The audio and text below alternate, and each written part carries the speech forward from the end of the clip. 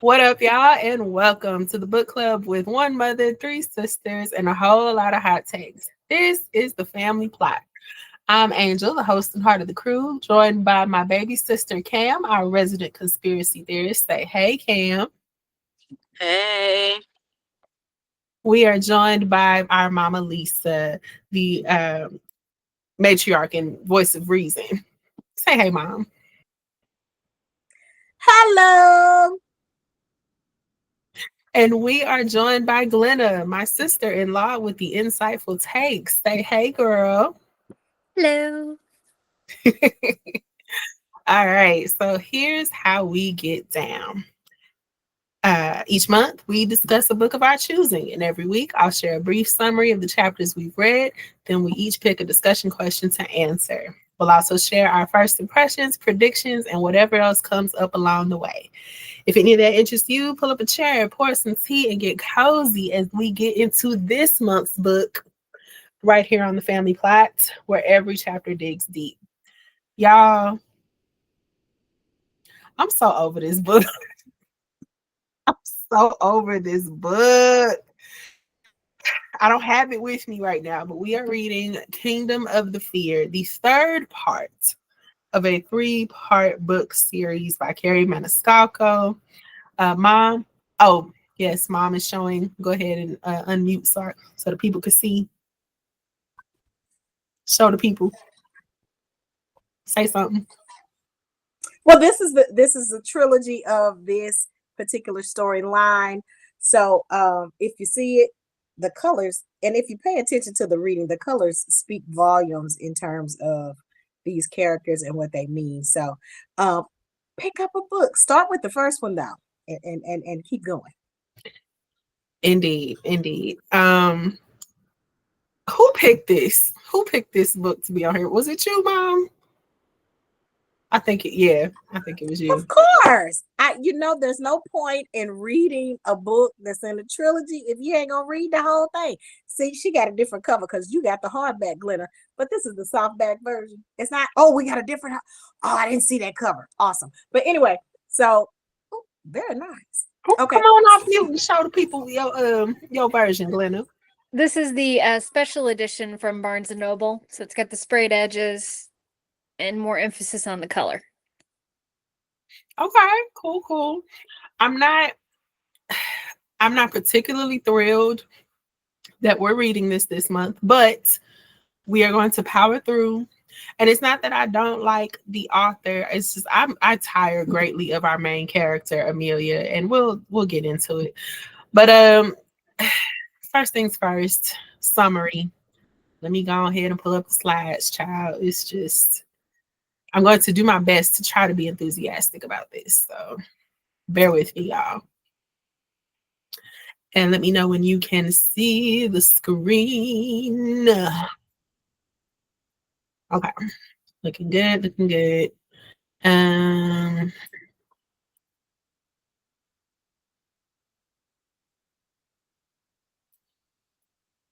Okay. This week, chapters 1 through 7. So, a couple things. The 20 years earlier portion, we find seer Sophia Santorini used forbidden dark magic to learn about a memory-stealing curse. You may remember from previous books, Sophia is the aunt, I believe, of Emilia's friend, Claudia. I believe somehow they related. I don't know. But also, a hooded figure tries to punish Sophia, cursing her and shattering her mind. Present day, Emilia is torn between loyalty to her sister Vittoria, who we find is not dead in the second book, and her growing bond with Demon Prince Wrath, aka Samael, aka the Devil, which we found out in the last book. Vittoria warns Emilia not to complete her marriage bond, but later reveals her terrifying powers. Vittoria allies with werewolves and rejects Wrath's house. Let's see. Conflict and investigation. Emilia investigates the murder of Vesta, a demon commander. Rising tensions build among the demon princes, fueled by betrayal, lust, and political schemes. In Revelations, Emilia discovers her true identity as the goddess of fury. Victoria reveals herself as the goddess of death, and the sisters must decide whether to unite or oppose each other in an impending greater war. First impressions. Glenna, go ahead and you go first. First impressions. Okay. I'm gonna have a couple seconds where I need to run off to grab something. So, first off, first thing I want to say is I loved the Prince of Sloth on sight. His whole demeanor, how he carried himself, the fact that his house is riddled with books, just absolute adore him on sight. I may come to regret that later, but adored him on sight. While I was quite not upset, but kind of about the path Victoria's taking, it kind of seems right on brand for her. Even the descriptions of her as their sister and the things they would get up to, she's always been pushing the envelope, always doing things she's not supposed to. So her being, taking on this role of vengeful person in this particular situation is kind of on brand for her. I think it's escalated a lot faster than I would have expected, but we also don't know what's been going on in her head for the past, however many years. So this could have been a recent development, or it could be a long building development that's been developing since she found the book, and we don't know how long ago she found the book. So I find that very interesting. I'm curious to see where the murder or disappearance of Vesta takes us. I think it'll be definitely interesting to find out what happened to her, if she's actually dead, and what was happening that was causing her to make people think, twice about her actions, or at least notice something was different. And so I think that situation will be pivotal in going forward in what we see. And I have one prediction going forward on this is I think the hooded figure that punished Sophia was their grandmother. That's my prediction. And with that, I yield. Okay. Love it. Love it. Did not see that prediction coming, but it's feasible. Cam, first impressions, please. I can't safely give any without possibly giving something else away. So I'm going to skip it. Okay. Fair enough. Because you did finish this one. So, okay. Well, I'll let you slide. Mother, first impressions. I was really curious as to what our child is going to do in terms of her bond with Rhea. I think she's been playing around with it for quite some time. And I understand the hesitancy in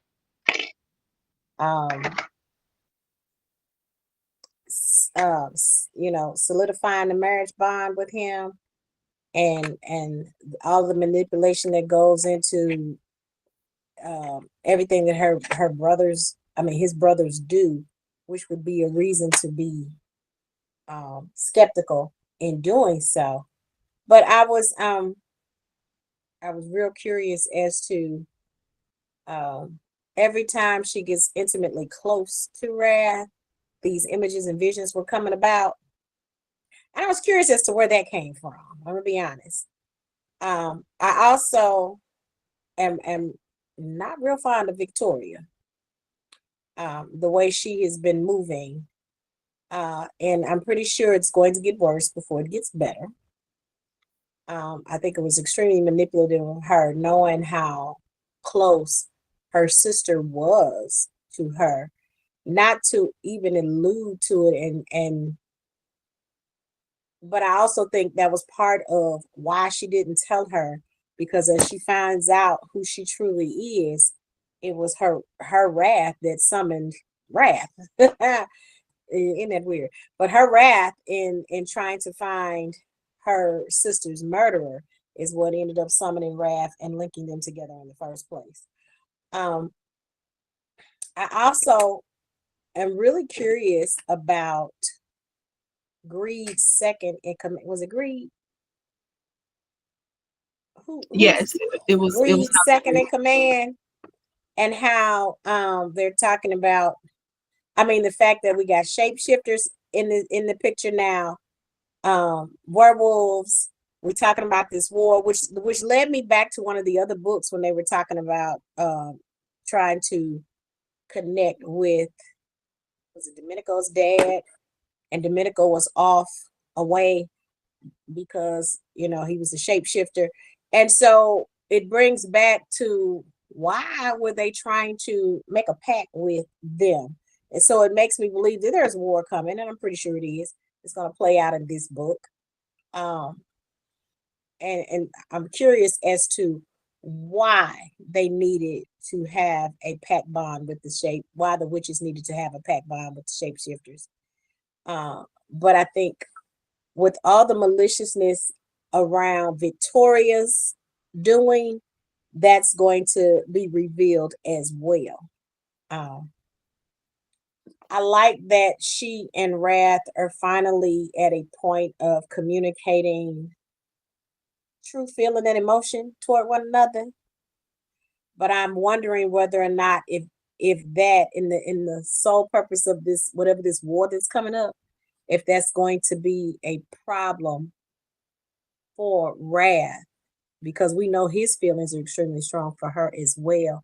And I'm hoping that that will not be a hindrance to his ability to be the warrior, the hellbound warrior king that he is in the course of this war that I know that's coming. And I'm curious to see how it's going to play out, because it sounds like it's going to be the witches versus the demons, with the hellhounds or the shapeshifters on the side, and a lot of drama going to happen there. I do appreciate the fact that this author is very detailed in her description, so I'm looking forward to see what that looks like. Yeah, I still don't trust his brothers though. I'm gonna be upfront, because all this Greed is doing to find his second in command, baby. If it was that serious, you would have had more clues and you would know what the heck happened to her. So it sounds like some of the stuff that Victoria was doing, she was in on her demise as well. So, you know, we know Victoria playing her own stuff. I kind of feel like his second was probably did the same. But why is the question? Why? And what is his second? Because she ain't a demon. She ain't a shapeshifter. So it's a lot of questions to be answered right now. A lot of questions to be answered. And I'm looking forward to finding out what the heck they are. And with that, I yield. Okay. So if I'm hearing you correctly, you suspect that Vesta also faked her death in a similar way that Victoria did. And most definitely. Whatever she is, because she's not a demon, and not human, we gonna find it out. All right. Well, here's my first impressions. I hate it. I hate the narration, because I've been listening to this on Audible. The narration is, you know how like Valley Girls talk and they end their sentences with that upward inflection? Like, I'm going to go to the store and then I'm going to get some tomatoes. And it's that, but in Italian. So it's very difficult to keep a serious mind, because every other sentence is, case in point, Seer Sophia Santorini used forbidden dark magic to learn about memory stealing curse. A hooded figure punished her, cursing her and shattering her mind. Like, ma'am, you can end a sentence downward. Like, everything is not a surprise. What else do I hate about this? Oh, not a fan of the filler details in this book, because we're 3 books in, and at this point, I'm just like, I don't need you to take an unnecessarily long time to get to the point. Okay, there's a murder at House Greed. Then we get this lengthy comparison of Greed's house in hell versus the gambling den in Palermo. Girl, who cares? Tell us who died. Also, why is Amelia naked all the time? She in the bed chamber. Okay, it makes sense for you to be naked there. The spirit realm, you naked, and then you naked in front of a mirror. Girl, put some clothes on. But I guess in retrospect, it's probably an author's nod to her feeling like she is more powerful or has more autonomy over her body, whatever it is. I'm just like, you're naked a lot in these first 7 chapters. I'm not really sure I'm feeling it. And then I was curious as to why Emilia has been working so hard to defend Victoria against the Demon Brothers when they accused Victoria of murdering Vesta. I was very confused at Emilia's willingness to defend her after Victoria's been lying to her for 2 books. 2 whole books. Whole time, girl lets you believe she was dead, and she has yet to explain to her why. My last note that I wrote just says Emilia naked again. Whole lot of masturbation and debauchery in this bitch.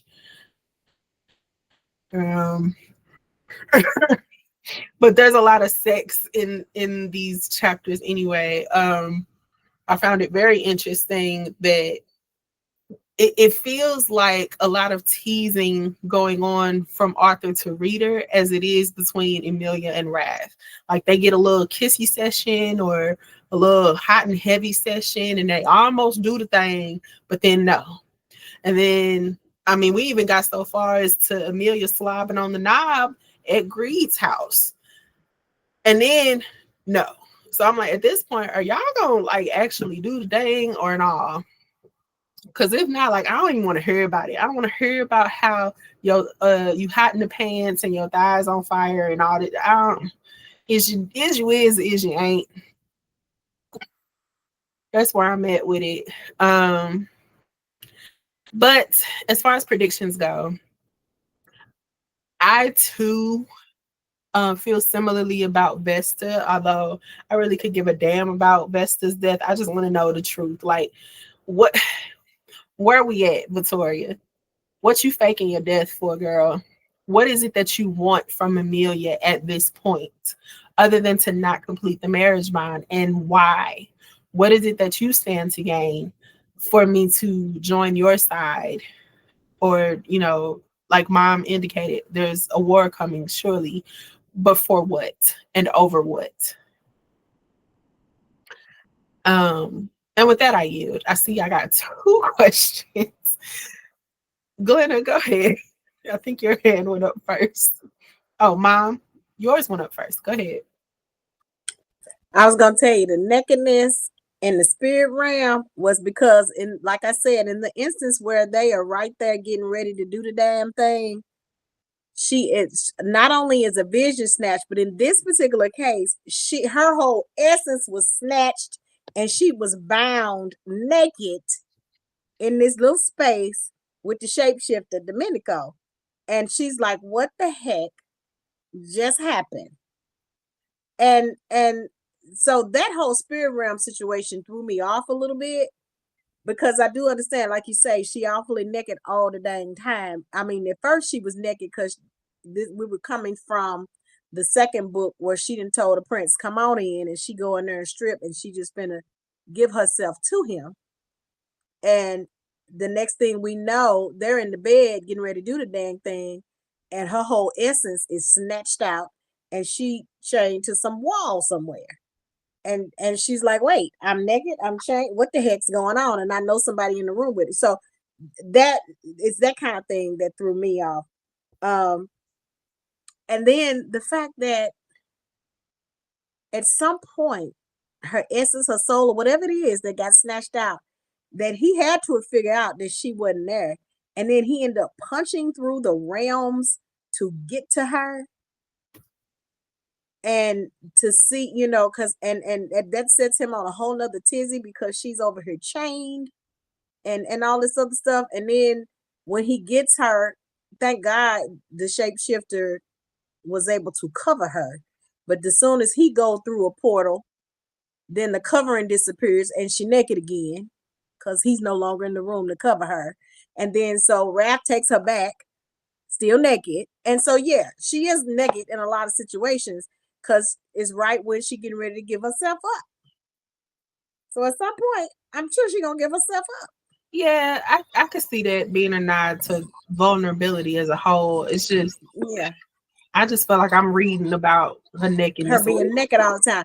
I just wonder why all of this stuff happens when they're right about to do the dang thing. Why is it at the point of into physical intimacy is that these images come that you snatched out during I mean, because like let's be real, Victoria did that at that moment. Why at that moment? I don't know. Was it intentional? I don't know. But it seems like every time they get into that position where they're getting ready to solidify their relationship, something happens that they don't get to go through with it. So I know at some point in this book they're gonna happen. With her having this realization that she is the goddess of fury, Mhm. I still feel like, okay, this is teasing in and of itself because the curse Yeah. is broken. You just got this glimpse into who you are. Okay, well now what do we do with that? Yeah, and that's where the teasing from the author and the teasing with each other come into play. Because I do agree with you on that one. Yeah. And with that, I yield. Go ahead, Glenna. Yes, Glenna, come on in. Come on in the room. First off, what was not the last point you had, but the one before that? Hold on, let me check my notes. Why is Victoria working so hard to defend Victoria after she's been lying to her this whole time about her death and has yet to explain to her why? Sorry, I had a thought on that and then I lost it. So I appreciate the reminder. Simply because I think it's her sister. And there's a sense of loyalty there, even if she's second guessing her sister. And I think until she's absolutely certain sure that this is what the deal is, it's kind of our philosophy of you're innocent until proven guilty. And even though there's a lot of guilt associated because she knows she killed some of the witches, and we know some of the things that she has done are rather condemning, she's not ready to fully condemn her sister until she knows the full breadth of the story.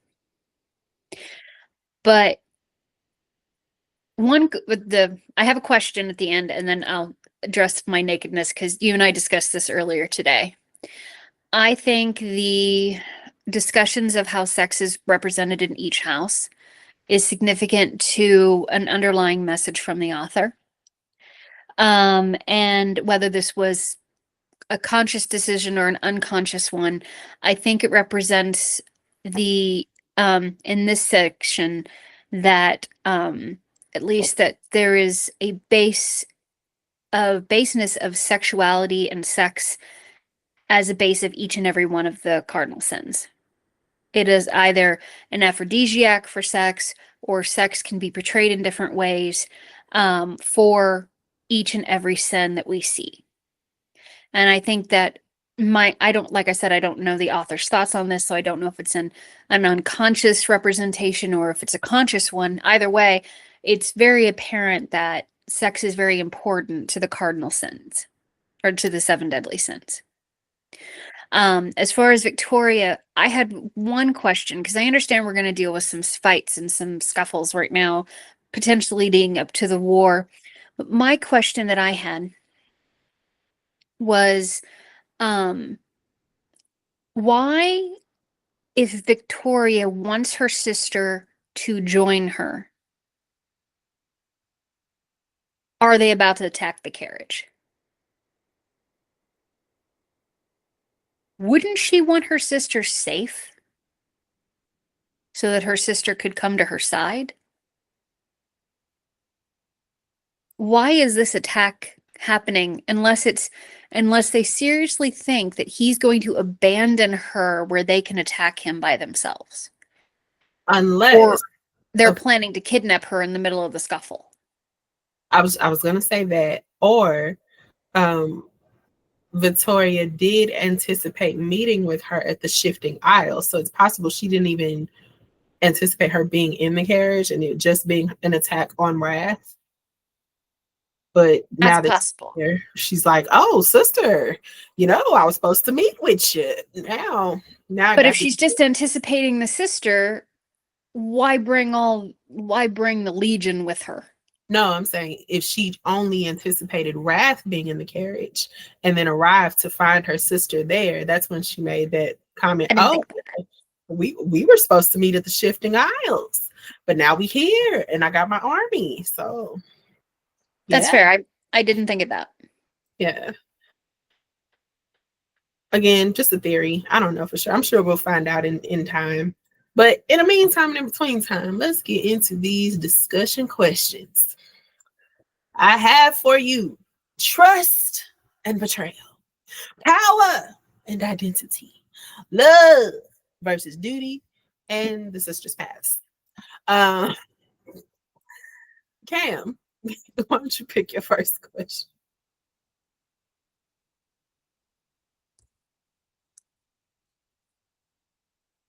You're on mute, by the way. I know. Trust and betrayal. Trust and betrayal. How does Victoria's deception and Amelia's conflicted loyalty reflect larger themes of trust and family versus chosen bonds? Do you think Amelia should believe Victoria despite mounting evidence against her? No. But I understand why she would. Because I do the same thing if it was you. I want to believe my sister because that's my family, even though she might be wrong. And then Victoria never explicitly stated, oh, well, I believe that she didn't do it. She said, I know she did it, but let me gather proof before we all just go chop her head off. So I know it's hard, but I would have done the same thing. It's like Lena said, it's the innocent till proven guilty type thing. And even though she had a feeling that she was guilty, she needed the proof before she just let a bunch of people go kill the only family that she got left that she trusts. So hold on for 2 seconds. Okay. Sorry, also getting food. Um, how does the deception conflict or well, I don't really think Amelia's loyalty is conflicted personally. She knows who she's loyal to, but she also knows who she loves. And love and loyalty don't necessarily go hand in hand. She knows she loves her sister. She also knows the only thing she's loyal to is the truth. And 20% Wrath. Because we all at this point don't know if we really like Wrath or not. And she at this point don't really know if she like Wrath or not. She like him enough to get her rocks off, but that's about it. That's kind of where we drawing the line. So I don't really think her loyalty is conflicted. Victoria and her deception is a different story because yes, she's extremely deceptive, but it's also one of them you gotta do what you gotta do type things. And I'm gonna keep moving until somebody is strong enough to stop me type situations. So do I believe she should believe her? Not necessarily, because there is so much mounting against her. However, her being her sister, I understand why she wants proof, be it, her own grief and needing to be placated in her decision to let her sister be killed or whatever it is. It really comes down to I need to do the right thing here. And that's all she really care about at the end of the day, is doing the right thing. And with that, I yield. Yes. Thank you for that assessment, Cam. Ladies, any questions, comments, feedback? Okay. Glenna, would you pick a question?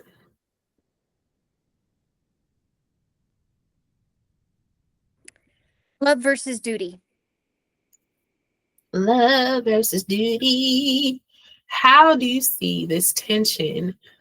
Sorry, I meant to say tension between Emilia and Wrath. How do you see the tension shaping their relationship? Is love enough to outweigh political responsibility in their world? I don't think I don't think it's mutually exclusive. I think that especially as they handled the situation in the gambling den, not the den, but the gambling rooms that they went into when they did their scene, they handled that situation beautifully. In the sense that she knew exactly what she needed to do to get the correct response out of him. And he went in there prepared just enough to know that it was an act, but that it was going to piss him off. And I think with every sense of tension that we've gotten into this, going into these first few chapters, every time we get to a point of tension, instead of like snapping, it's been relaxing. Because they're becoming more and more comfortable with each other's presence. And they're becoming more and more innately trusting, even if it's not verbally affirmed. Their actions towards each other, he's listening to her more. Because I think if the investigation into Vesta's death had happened at the beginning of book 2, he would have run roughshod over her, saying, "We don't need to deal with this. This is not our place. This is my family. I'll deal with it." Now they're in a situation where he is standing next to her. He's putting on his professional duty in the points where he needs to, but he orchestrates the situation so it keeps her above board. So that she's allowed to do what she needs to do and it doesn't reflect badly or put them both in a bad situation because of how he worded the edict. And I don't think he would have done that over a book ago. So I think while they still have tension, because I think that's the nature of who they are, they're going to have tension. Even if they end up together and this is their forever, their fury and wrath, they're going to light each other on fire. And then,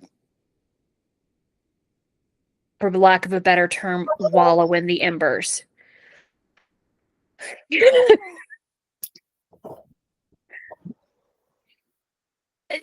There really isn't a better way to word that. But I think they're beginning to use their interactions to help each other rather than, because based on the images that have appeared on their hands, I think it was their ring fingers, they were married in a previous existence. There's something there. There's history there. And while she doesn't necessarily know all of it right now, it's still there. And the more she wakes up to it, the easier his countenance has been towards her. And I think that's represented in the fact that I think how easily their bond was created just out of happenstance tells me that it was innate, even in the first book, looking back. And I think that I think some of his resistance and his hatred towards that situation had more to do with him recognizing that she had absolutely no idea who he was. I think he immediately recognized her for who she was. I think he's known from the moment she summoned him who she was. I think he felt it when he was summoned. I think he felt it when they created the bond. I hope we will find out that the tattoo that's developing is significant to them. And I don't necessarily think that it's developing as in it's being etched onto them as they go. I think it's being revealed, like the ring, the letters on their hands. And I think the fact that that was what was revealed when their bond was created confirmed for him who she was. And I think that has a lot to do with why he jumped in to save her the way he did when she was hurt in the first book, why he did the things he did to put her out of harm's way, why in every situation he's put himself between her and danger in every way he can. And I think that's just been developing as we go on. Now, is it all altruistic? Hell no.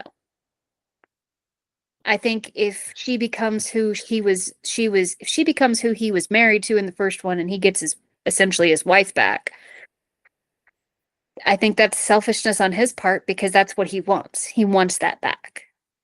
Now, whether that happens by the end of this book or it goes completely haywire will be interesting to see.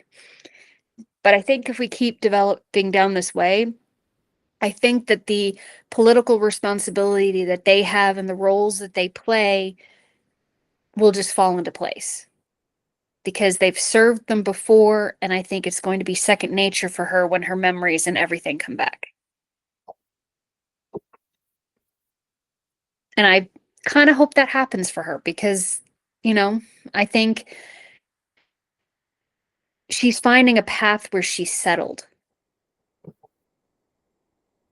course, there's a lot of tragedy going on beside it, but I kind of hope she continues down that road. And I hope she finds the answer she's looking for. She could be a little smarter about how she gathers that information, but she's still a kid without a fully developed brain.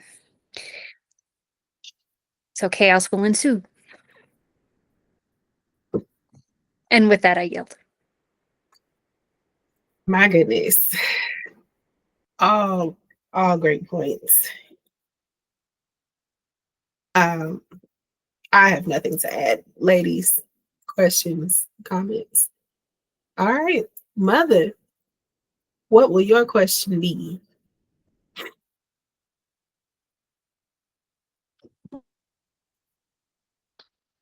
Let's see.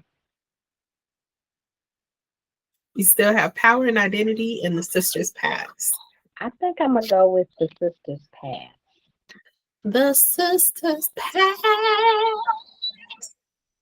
With Emilia as fury and Victoria as death, the sisters represent two sides of destructive power. Do you think they are destined to be allies, rivals, or both? What might their dynamics suggest about sisterhood and rivalry in high-stakes fantasy? Well, let's just say number one. I could say both.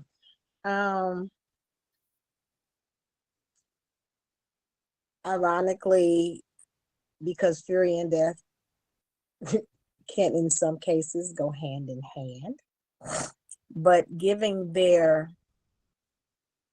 current history,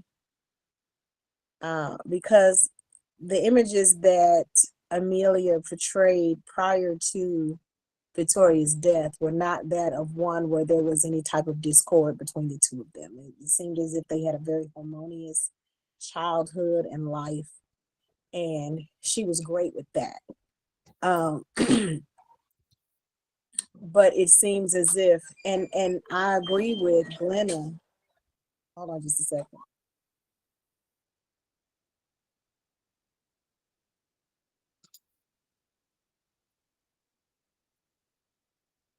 I agree with Glenna in that, sorry for that. I agree with Glenna in that there is some hope Anytime you're dealing with a loved one, you hope for the best, even though some of the things that are presented in front of you give you clear signs that it is not the best. That's to be expected. So in Amelia's case, I really feel like she's hoping for the best in terms of her sister. However, we've seen firsthand some of, and just within the first 7 chapters, how Victoria can be malicious in some of the things that she does, and she's over death.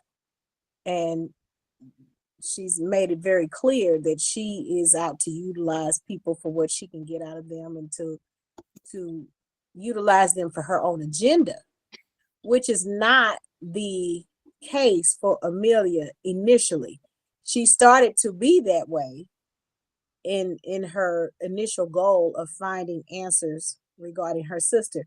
And even though now that she knows what happened to Victoria, she's still in a place of, I need to figure out, okay, why all of this is coming back. Why are they charging you and they trying to kill you? And so it's like she doesn't dispel the myth that she doesn't believe she did it, but she's saying, I need to find out why it's happening, what's going on. And because of that, I think somewhere deep down within her core, they're rivals, because she is a little angry with her. She's angry, that's why we said fury, but she's angry that Victoria lied to her. She's angry that she didn't come clean about why she was doing what she's doing. So yeah, they can be allies in terms of getting something accomplished, but they also can be like true sisters at each other's throats. I will love you to death and be mad at you and fight you head to toe when we're in the midst of family, but let somebody outside of us come around and threaten you, then I'm gonna kick their head in and do damage to them, because you don't come at my sister. That's my job. So it's Period. that love-hate relationship. And I think it's even, that's why I say it could be both, because despite everything that they've gone through, Amelia loves her sister, but she realized her sister is full of caca. And that's the one thing that she's recognizing, that she's not upfront with her anymore, like this envisionment that she had of her when she was younger. So it's very, very, this sisterhood dynamic is truly a true sisterhood. Sisters have been known to love each other immensely, and there have been sisters who have been known to hate each other, but will fight to the death over you if somebody outside the realm of our immediate family steps to you for anything. So it's It's given a real Cam, dynamic. Cam nodding in agreement is sending Yeah. me, because Yeah, but it's giving a very real dynamic. It's giving a real Because let dynamic. somebody try it. Let somebody try it. She coming with the thunder, the heat, the army, and all of that just balled up within herself. Not to mention whoever else find out. Okay, but and that's the reality of sibling relationships. You do have some relationships that are like that. You have some that are complete opposite of that. But this is a true. This is not just in high stakes fantasy. This is real in real life, and I think that's why it was easy to portray them like that. But I think the ultimate outcome for them, this question says, what is their dynamic suggest about sisterhood and rivalry in high stakes fantasy? The rivalry, not just in high stakes fantasy, but in life, is that you do have sibling relationships that can be destructive and live out. We know people right now, I got coworkers right now, can't stand their sister, but let somebody come for them. And it's, they going 10 toes down to beat the HEW hockey stick out of somebody for stepping to their sister, the very sister they won't talk to, they mad at, won't go to a birthday party for. So this is a real life. It ain't just high stakes in fantasy. This is real life drama that goes on. So Yeah. And they can be allies, they can be rivals, and they can be both. It just depends on which way the wind is blowing. But I think Victoria is trying to get them to be allies, where Amelia right now is still on the edge of, I don't know. I don't know. I don't know what to think about my sister right now. I want to believe that she's who I grew up with, but we all know people change and develop and grow and grow into other people than who they were in childhood. So Amelia's at a deficit because she's wanting to believe all the beautiful things that was her sister in their childhood growing up, but she's seeing there's a very, very ugly side to her sister that she doesn't like, and she doesn't understand why. And that's where she is right now. I need to find out why. What turned her? What changed? Go ahead, Glenna. I think there's also a sense of betrayal there too. And I think we were getting a little bit of that in the first book as well.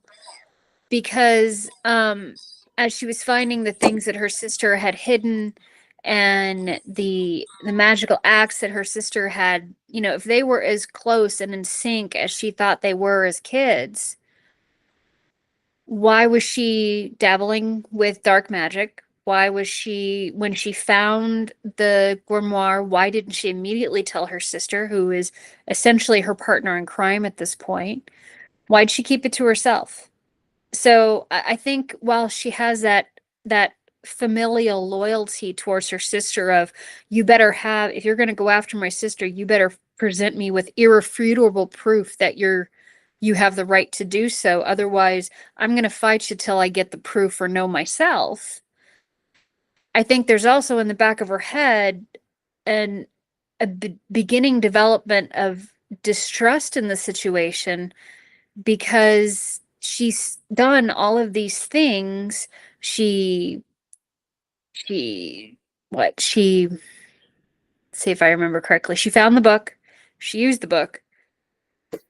She summoned a demon. She left the how to summon a demon. She used dark magic to seal a journal with not a peep to her sister. And as far as she was understood, she was basically stepping out with Domenico guy, which apparently she was. But all these times she thinks she's off with a boy, she's been doing these things. And if they're truly as close as she thought she were, why wasn't she involved? And I believe that's why she's at that point of, yeah, my sister can be my rival, but before I completely make her that, like you said, it's about, let me shatter all doubt of just because she is betrayed. She feels betrayed. It's real obvious. That's why she's angry. And in sisterhood, you do that. That's like my sister dating my ex-boyfriend behind my back, or dating the boy I like, kind of stuff. So that's a real thing. I think that's where the rivalry would begin to begin to take root, simply because of all those things she did when Amelia really felt like they were closer than those actions Victoria took led her believe. So yeah, that's why I said, but there's still that little fraction of hope that lets you know that she's still trying to figure out that is this, and I feel like it's almost saying, I want to give you the benefit of the doubt before I just X you out completely. Because, you do have those relatives that you say, you know what, I know we blood, but I'm going to have to love you with a long handle spoon, and I ain't got nothing else to say to you. And that's a nice way to say that, because some people, I ain't got to say to you. Don't talk to me. Don't come to me. And she's like, before I get to this point, let me do some more digging, because she's already hurt. She's already betrayed. And it's like, baby, you almost on the outskirts. So you're going to have to come with some information as to why I ain't going to try to kill you my daggone self. Because she's just that, she's been hurt just that much by what she believed this relationship to be. It's kind of like a woman scorn or a divorce that happens, like a man walking out or a woman walking out on their partner. You'd be like, well, what the heck just happened? I thought we was this, and the next thing I know, you up over here, and you done walked out. So this is where I feel like she is, but this is happening with a sister who she thought she was closer to. So it's an ultimate betrayal, and before she hang that sister out to dry, she's like, that's where that last little bit of hope comes from. That's why I said it could be both, because she even when she finds out how, I'm gonna say demonstrative, and I know that probably ain't the best word, but that her sister is and can be, she may still decide, I'm gonna love you, but I'm gonna do it from a distance, and I'm just gonna be that sister that comes to your rescue. Or she can just be that flat out rival and be like, I ain't got nothing else to do with you because you done all of this, and at the end of the day, you're doing this. So like I said, the dynamic in itself is, it's high stakes, not just for fantasy, but for real life. And I kind of feel bad for Amelia, but I think to be a devil's advocate, I think Victoria's doing it to bring back Amelia's memory of who she truly is. And the reason she's doing all this cutthroat crap is that that's the only way to get her to truly be the true goddess of fury that she is. I think I agree, because she has mentioned, what will it take to unleash your magic? She said that to Amelia. And she's trying to get her there, because Amelia's still real passive, and it only comes out when stuff comes against wrath. Because, even when she's mad about stuff going on with Victoria, you don't see no red roses and vines and none of this other stuff come up, but let them come across wrath. She ready to cut a nigga down.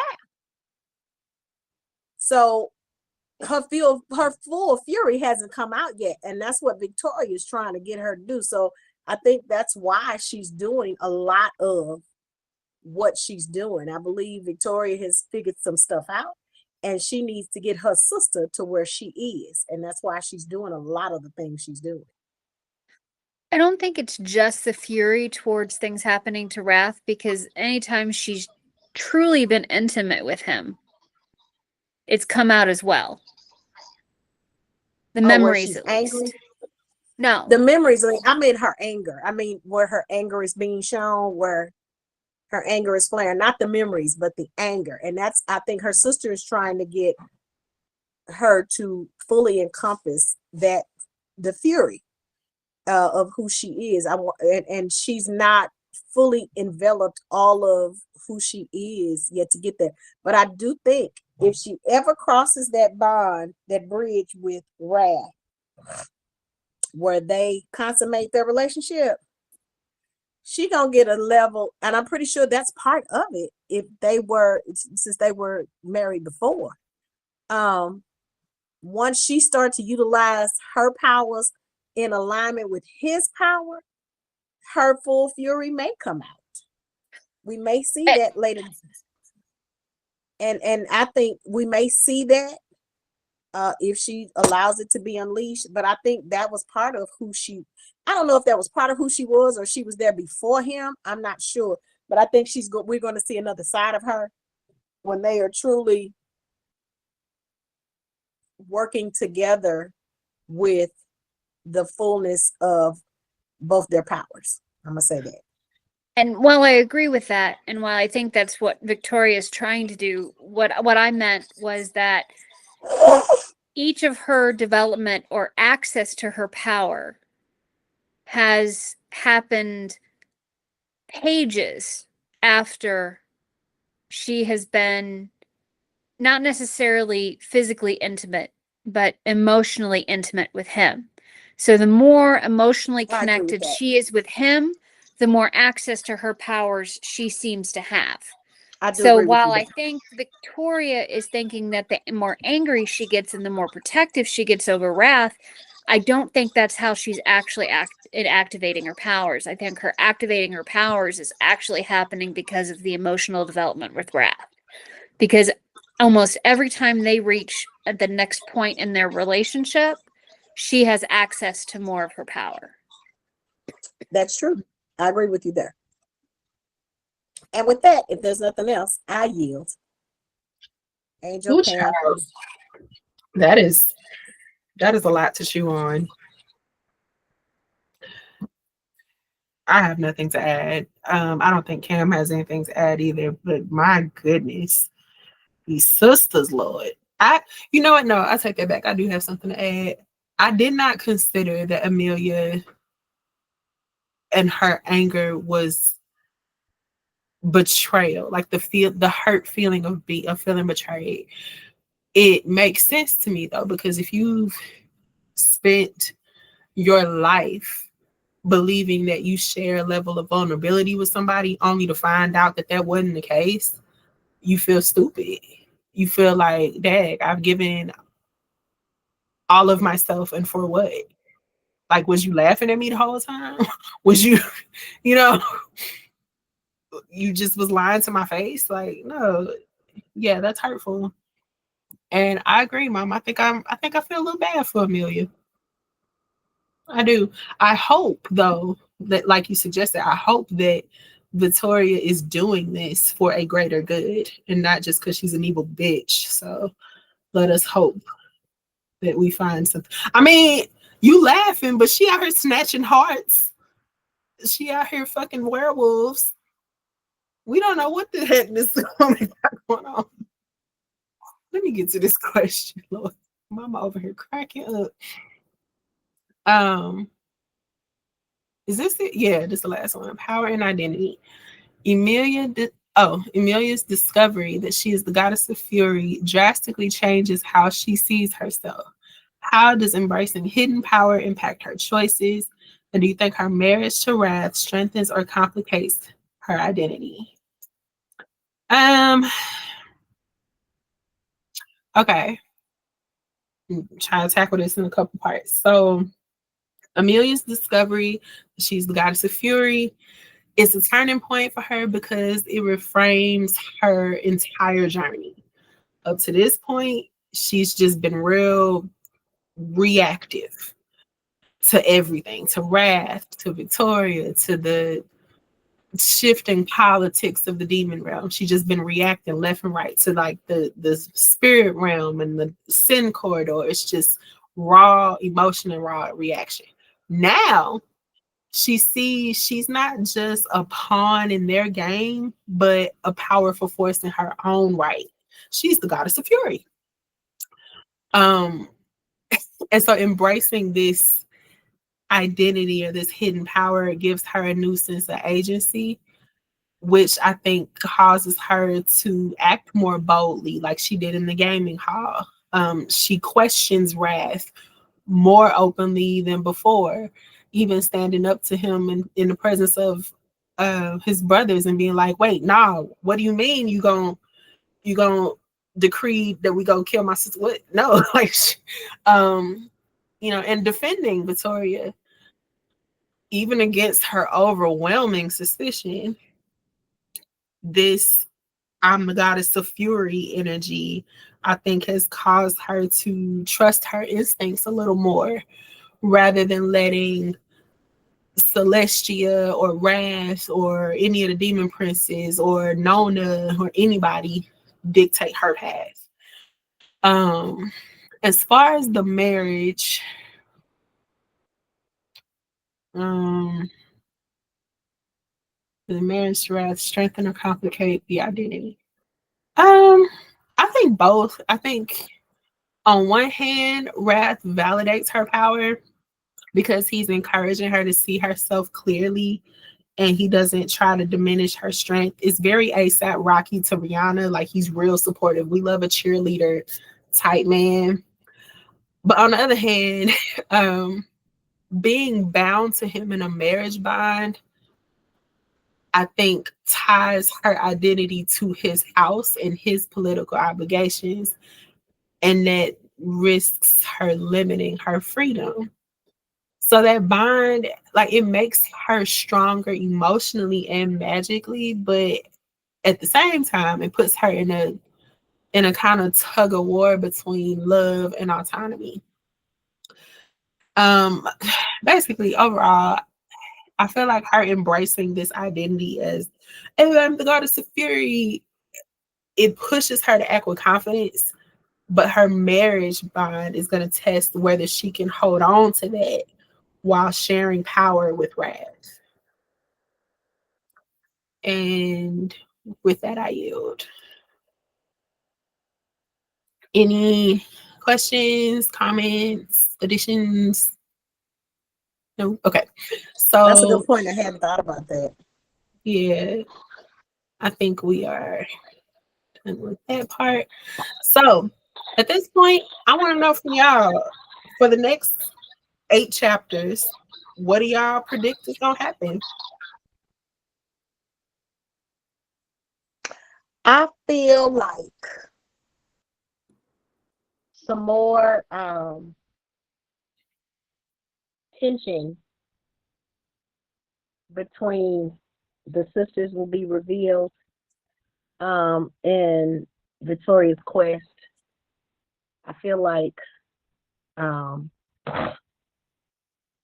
Amelia's going to get she's going to get some more details. I really feel like the details are coming that's going to make her put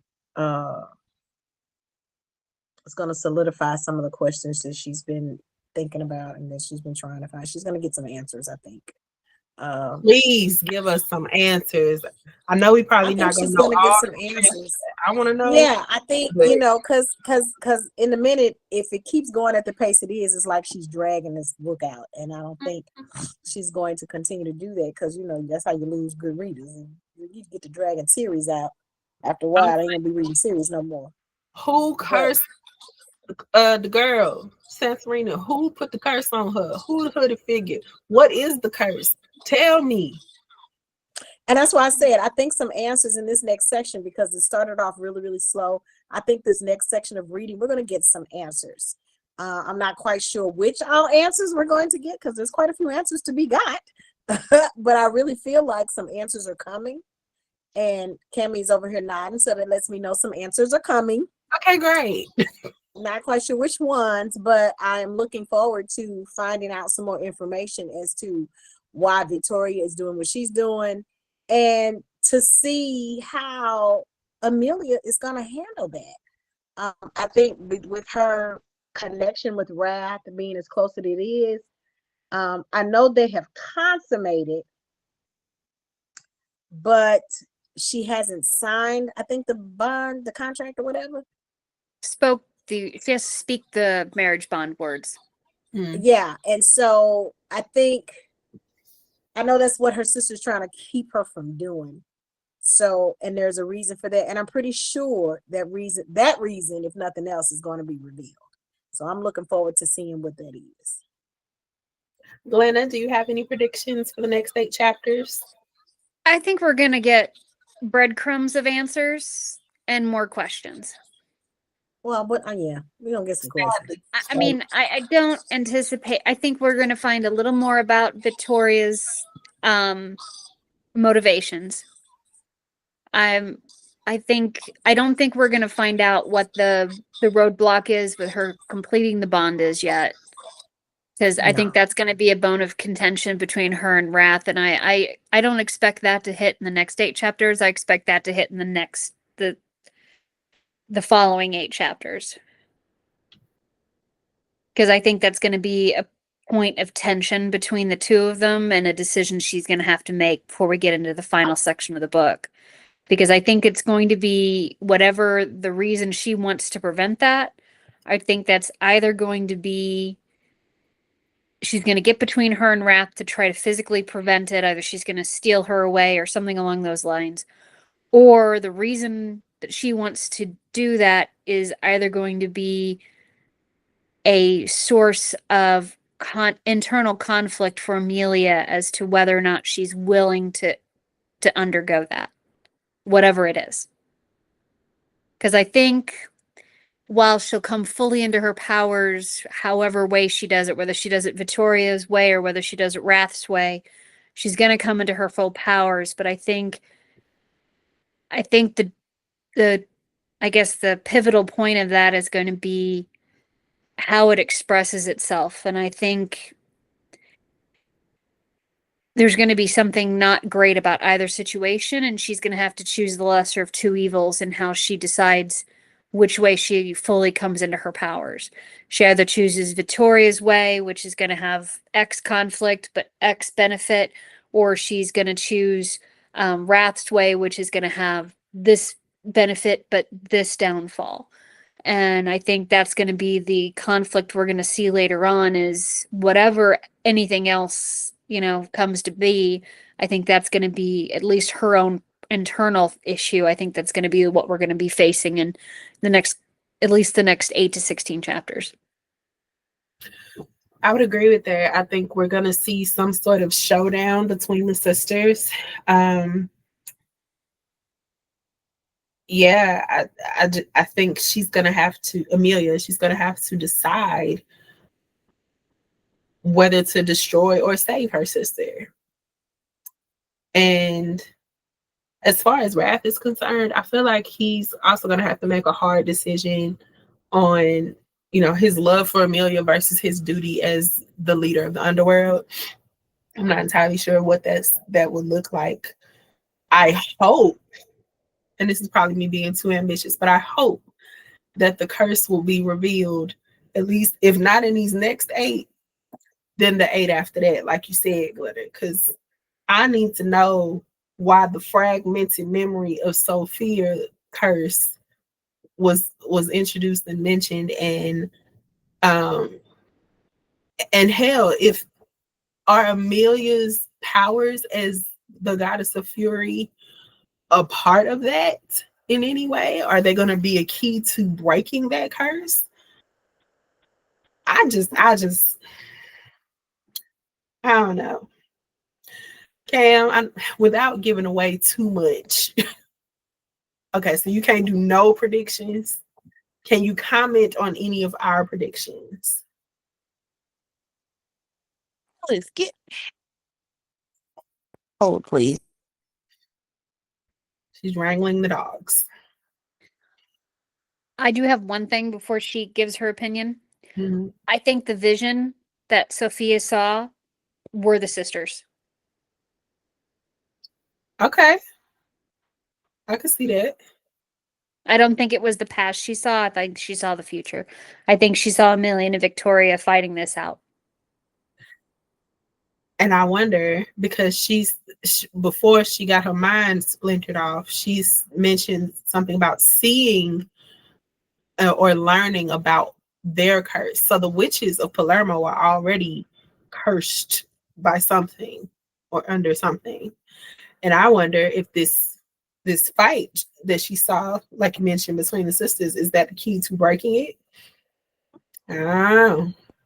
And if that's the case, who would want them girls to not know that they are goddesses and have them wearing cornicellos and not getting into this fight? Cam, comment, please, because I'm getting mad.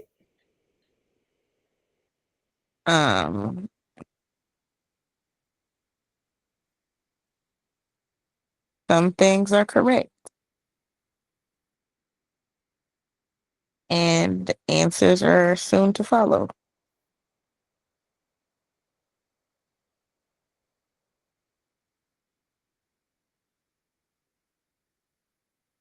Thank you for such a detailed assessment. We really appreciate your input. You asked for an opinion. I don't know what you want me to. In her defense, I did the same thing to you guys in Elite. Right. That's why I'm like, what? And you didn't do that to Glenna, so. You right. It's just this book. That's all it is. Well, ladies, any other questions, comments, concerns before I give closing remarks? Y'all just ready to find the truth like me?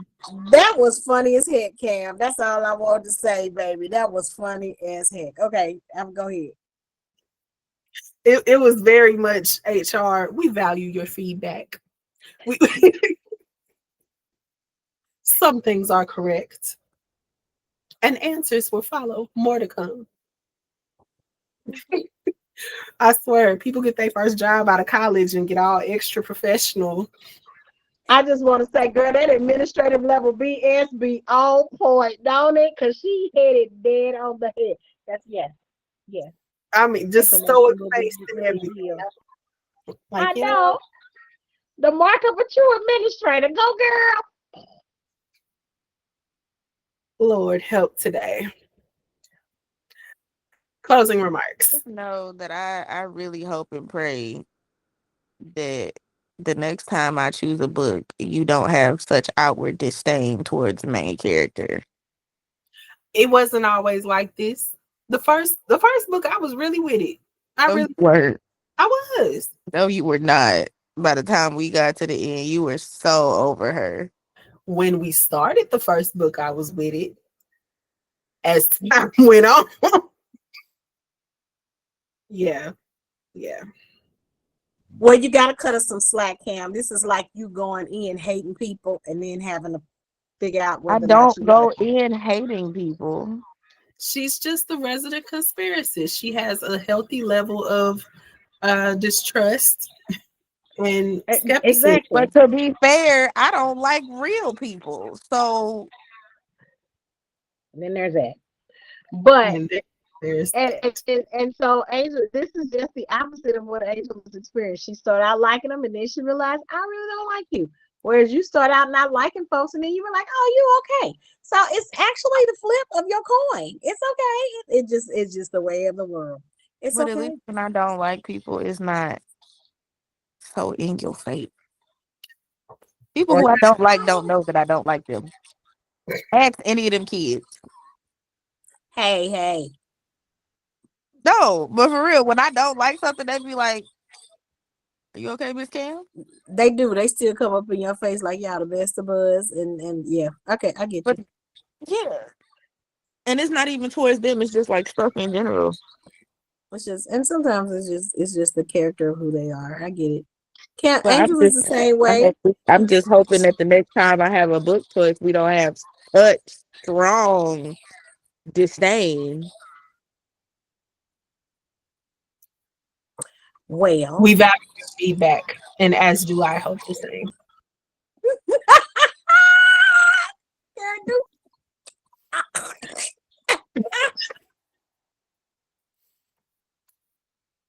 Well, ladies, this section of the story raised big questions about trust, identity, and loyalty. Amelia's journey from witch to goddess mirrors a struggle we all face in some way. Learning who we truly are while balancing the relationships and responsibilities that shape us. So as we close today's discussion, let's keep in mind how every choice Amelia makes, no matter how dumb, could ripple into larger consequences, not just for her marriage or for her sisterhood, but for the fate of their entire world. This has been The Family Plot. See y'all next week for the next 8 chapters of Kingdom of the Feared by Carrie Maniscalco, where every chapter digs deep and we value Cam's feedback. Amen and amen again. Bye, y'all.